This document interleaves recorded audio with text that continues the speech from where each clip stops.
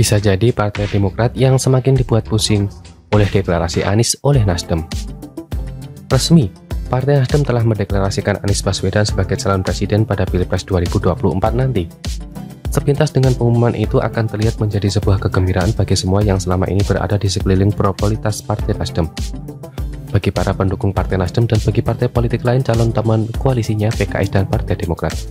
Kalau PKS tentu tidak perlu heran lagi, sudah bukan rahasia bahwa pendukung dan simpatisan partai tersebut sangat kesangsem dengan Anies Baswedan. Nah Demokrat, memangnya kenapa dengan Demokrat?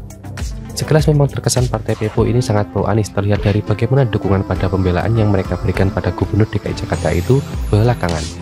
Partai Demokrat begitu jelas bersuara yang katanya ada upaya penjegelan terhadap proses pencalonan Anies Baswedan.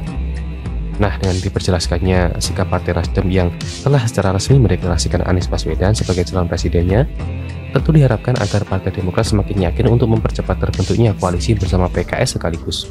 Harapannya adalah koalisi Nasdem PKS Demokrat segera resmi. Tapi apakah memang kemudian demikian itu yang terjadi? Apakah Partai Demokrat menjadi semakin yakin dengan PKS dan Partai Nasdem? Belum tentu. Kok bisa?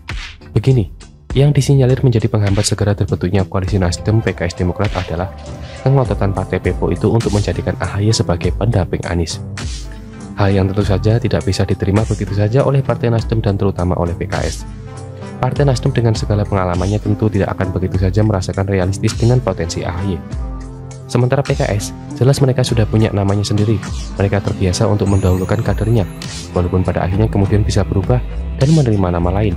Biasanya diperlukan treatment khusus sebagai timbal baliknya. Kemudian seperti diketahui, Anies Baswedan tidak hanya dikuasai oleh Nasdem PKS Demokrat saja. Ternyata PPP pun juga bisa jadi dengan PPP yang berubah haluan untuk kemudian mendekat ke kubu Nasdem. Resistensi terhadap pencawapresan AHY malah makin bertambah. Isu kedekatan PPP dengan Sandiaga Uno bisa menjadi penebus harapan Demokrat agar AHY mendampingi Anies. Toh pada faktanya pasangan Anies Sandi pernah menjadi fenomena politik pemilihan di Indonesia. Nah ternyata Partai Demokrat tidak serta-merta mendapat dukungan dari telah diumumkannya Anies sebagai capres oleh Partai Nasdem.